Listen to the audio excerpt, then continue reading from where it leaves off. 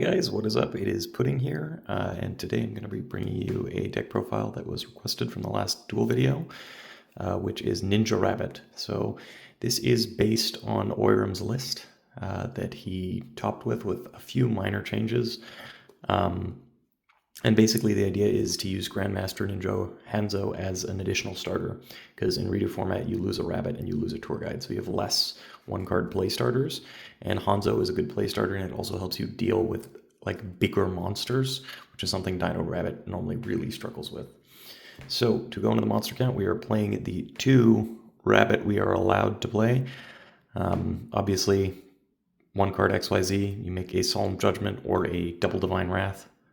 You got to play the 2 that you are allowed to play in the format. And then we are just going to be playing our army of vanillas, which is 3 Cavazols and 3 of the better one, the Sabersaurus, who is a 19 beater. Cavazols can be nice sometimes because you can set him to get around cards like Bottomless Trap Hole. And if, for example, Wind Up swings into him with a rabbit, he has 1500 defense, so he'll stay alive. Next up, we have the follow-up card, or your way to get to Sangan. So that is going to be double tour guide and the aforementioned Sangan. Obviously, the famous play is after you've resolved rabbit, you tour guide for a target, you make a levier, and you get back your rabbit. Then we are playing 2 copies of Guaiba. This deck only plays 2. That's something I copied from Oiram, and it's just another transformation out, and if you run in, you kind of get to resolve it. You're not playing 3 because it would be a lot of normal summons in this deck. And speaking of the namesake of the deck, this card is insane. So this is Ninja Grandmaster Hanzo, pardon the copious amounts of glare there. And what he does is when he's normal summoned, he searches for a ninjutsu transformation card. So this guy searches for super transformation, which I will show you later. And super transformation sends a monster from both sides of the field, and then you special summon a dinosaur, sea serpent, or I believe wing beast. I don't think it's wing beast. What is it? Dinosaur, sea serpent, or dragon type monster from your deck. And it's very, very good. It doesn't send as cost. So if they chain Lance or chain MST, you don't lose your Hanzo. And he's just a good body otherwise. He's just an 1800 beater. So worst case scenario, he's like if he gets Veiler or something, he's not bad to have on board. And then 1 Veiler. I think he was playing 2. I've cut it to 1. It's just an additional card. And in a format like REDU, for a deck like Dino-Rabbit, sometimes you don't see your road, and you want to still have defense and only commit 1 back row, and the Veiler is useful for that. For the trap lineup, it's going to be 1 Solemn Judgment, 1 Starlight Road, and then we're going to play the Double Warning, stupidest card that exists. Warning's dumb. Just don't really give your opponent a chance to respond. 2 Bottomless Trap Holes, 2 Compulse. Compulse is insane in this deck specifically, and it's just a great card in this format. Because let's say you've got a Hanzo, and your opponent summons something, you can chain Compulse to your own transformation, and if their card is still a level 4 or higher, you bounce your Hanzo, send their monster. It just checks total levels on resolution, so if it's still level 4, you'll be able to send it. You don't need to send the Hanzo, and then next turn you can just summon Hanzo for another interruption. So that's a very cool play you can do with that. But Compulse is good going first, going second in this format. It's fantastic. Great out to Zen mains.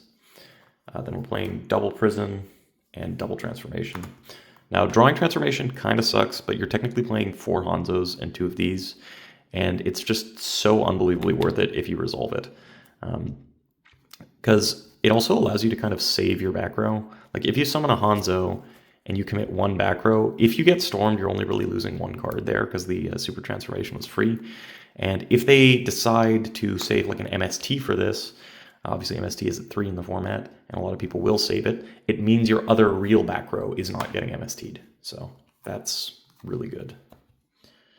That's it for our trap lineup. For the spells, we're just going to go for the power cards of the format. Reborn, Heavy. I am playing Avarice.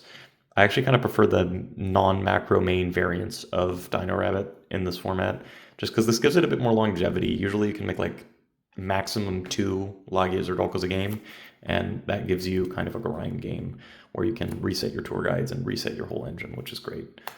One Book of Moon, you're playing Guaiba, so Book of Moon is very good, and without priority, it's a fantastic card. One copy of Rhoda, this is just your 4th Hanzo. And then Dark Hole, double MST. I think he was on 3. I'm on 2 because I already have the 3 Lance. And I side the 3rd for decks that play annoying floodgates. Let's get into the extra deck.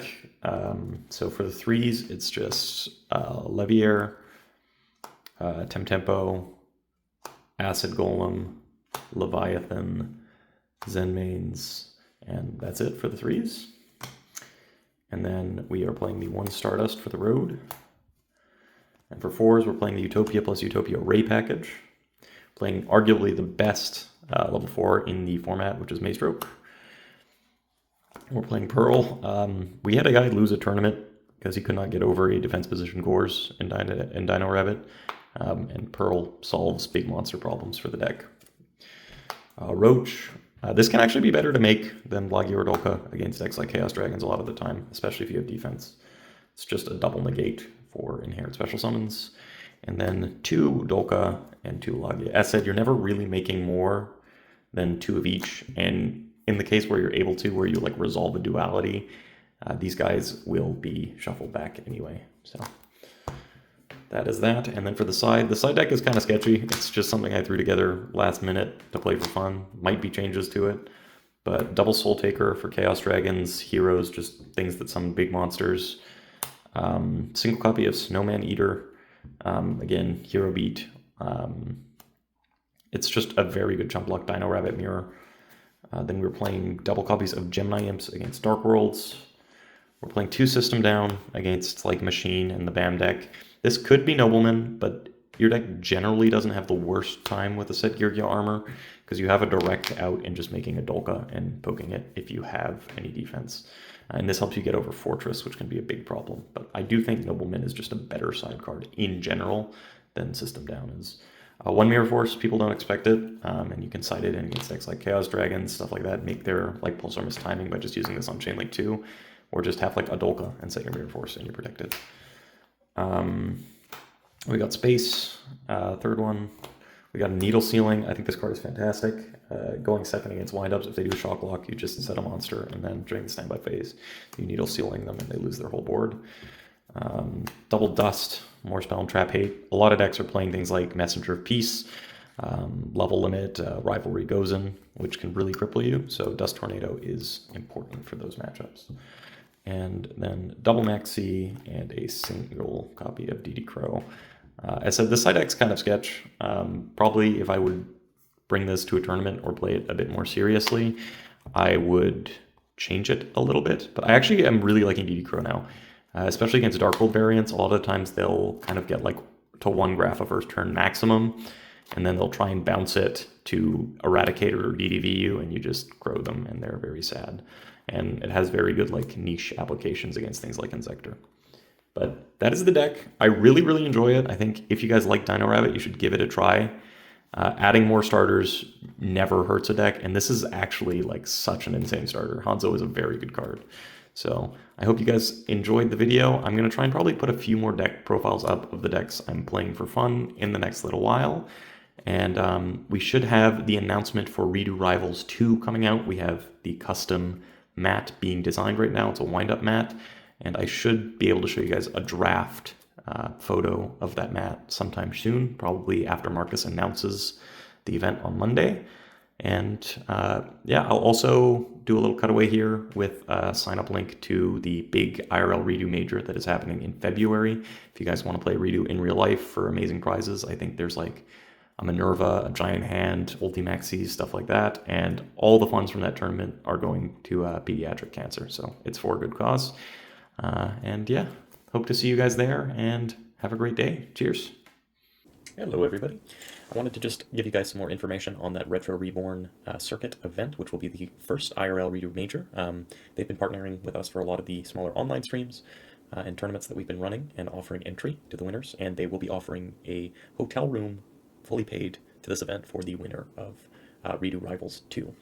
So the event is going to be a charity event with all proceeds going to pediatric cancer research, I believe. And the pricing for this event is insane. It's going to be from February 28th to March 1st. Day 1 is going to be Redo, and Day 2 is going to be Hat. But the Redo pricing is as follows. There's going to be a Minerva Exalted Lightsworn Super Rare for first place, a Giant Hand Super Rare for second, and then you get an Ultra Rare Max C for third, fourth, Ultra Rare First Effect Veilers for fifth and sixth, Tour Guide Ultis for seventh and eighth, and Solemn Warning Ultimate Rare First Eds for 9th to 12th, and then QCR Christias for 13th to 16th. So I'll leave all the information for this event down in the description. If you guys want to join, if you guys want to travel to the first IRL Redo Major, it would mean a lot and would really help get support for the format out there. Thank you so much, guys. Hope to see you there.